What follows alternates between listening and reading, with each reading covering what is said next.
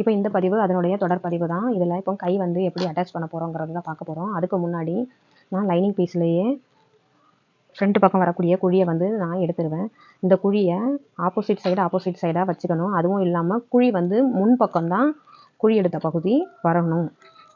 இது இடது பக்கத்துக்குள்ளதும் இது வலது பக்க குழியாகவும் இருக்கணும்.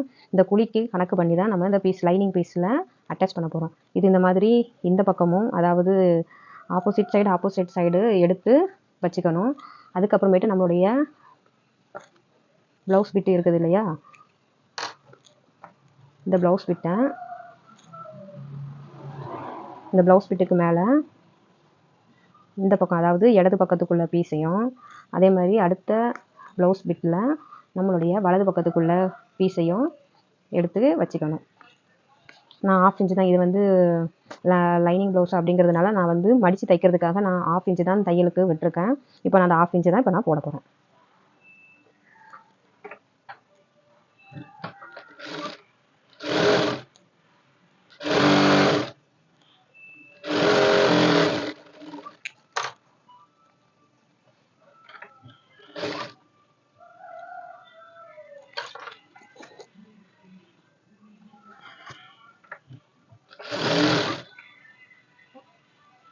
இந்த மாதிரி ப்ளவுஸ் பிட்டையும் இந்த லைனிங் கிளாத்தையும் இந்த மாதிரி ஓப்பன் பண்ணி வச்சுட்டு அடி வந்து லைனிங்கில் விழணும்.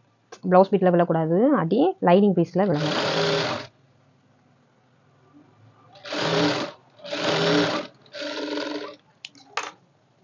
இந்த தையல் வந்து லைனிங் பீஸில் போடும்போது இந்த பீஸ் ஆட்டோமேட்டிக்காக இப்படி ரொட்டேட் ஆயிரும். உள்பக்கம் இருக்கக்கூடிய லைனிங் பீஸ் நமக்கு வந்து தெரியாது.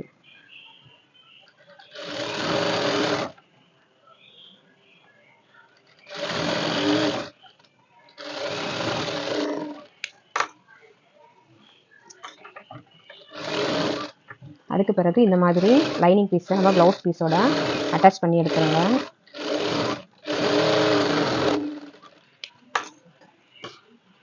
அட்டாச் பண்ணிவிட்டு மேலே இருக்கக்கூடிய லைனிங் ப்ளவுஸை விடையும் அதாவது லைனிங் கிளாத்தை விடையும் ப்ளவுஸ் பீட்டு அதிகமாக இருக்கும் இல்லையா, அந்த பீஸை கட் பண்ணி எடுங்க. இந்த சைடில் இருக்கக்கூடிய பீஸ் வந்து இருக்கட்டும். நம்ம பாடி பீஸில் நம்ம ப்ளவுஸ் பீட்டை ஃபிட் பண்ணதுக்கப்புறமேட்டு அதுக்கப்புறம் எக்ஸ்ட்ராவாக இருந்தால் நீங்கள் கட் பண்ணி எடுத்துக்கலாம். இல்லைனா நம்ம கட் பண்ணி எடுத்துட்டோம் அப்படின்னா அதுக்கப்புறமேட்டு நமக்கு துண்டு தேவைப்படுற மாதிரி இருக்கும். திரும்ப ரிட்டன் துண்டு ஜாயிண்ட் பண்ணும்போது நமக்கு ப்ளவுஸ் வந்து அசிங்கமாக இருக்கும். ப்ளவுஸ் வந்து ஃபினிஷிங் வந்து மொத்தமாக சரியாக இருக்கணும் அப்படின்னா இந்த மாதிரி எக்ஸ்ட்ரா துண்டு இல்லாமல் இருந்துச்சு அப்படின்னா நல்லாயிருக்கும். முடியாத பட்சத்தில் வேணால் ஒரு குறிப்பிட்ட அளவுக்கு நமக்கு துண்டு போடுற மாதிரி தான் இருக்கும். ஆனாலும் ஒரு குறிப்பிட்ட அளவுக்கு இந்த ப்ளவுஸுக்கு இந்த பீஸுக்கு துண்டு வராது அப்படின்னு நினச்சி எடுத்தோம் அப்படின்னா இந்த மாதிரி பீஸ் எக்ஸ்ட்ராவாக இருந்துச்சு அப்படின்னா அந்த பீஸ் அப்படியே விட்டுருங்க. நடுவில் சென்டரில் ஒரு அர்க்கட் கொடுத்துக்கிறேன்.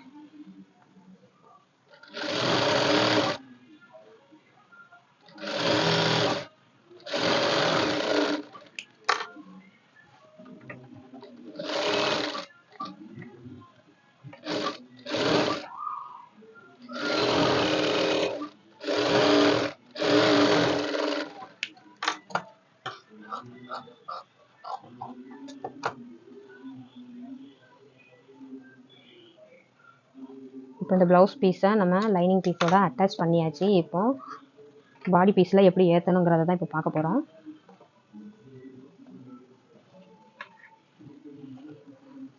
இந்த மாதிரி எடுத்து வச்சுட்டு இது வந்து வலது பக்கத்துக்குள்ளே இது வந்து இடது பக்கத்துக்குள்ளே குழி, இது வந்து வலது பக்கத்துக்குள்ளே குழி. இந்த மாதிரி குழியை ஆப்போசிட் சைடு எடுத்து வச்சுட்டு இந்த மாதிரி வச்சு பார்க்கணும். வச்சு பார்த்துட்டு குழி நமக்கு முன்பக்கம் வருதா அப்படின்னு வச்சு பார்த்துட்டு நம்ம அந்த பாடி பீஸில் நம்ம அட்டாச் பண்ணணும். இதில் நடுவில் சென்டரில் ஒரு அர்க்கட் கொடுத்துருக்கேன் இல்லையா, அந்த சென்டரில் அர்க்கட்டை கணக்கு பண்ணி இந்த மாதிரி வச்சுட்டு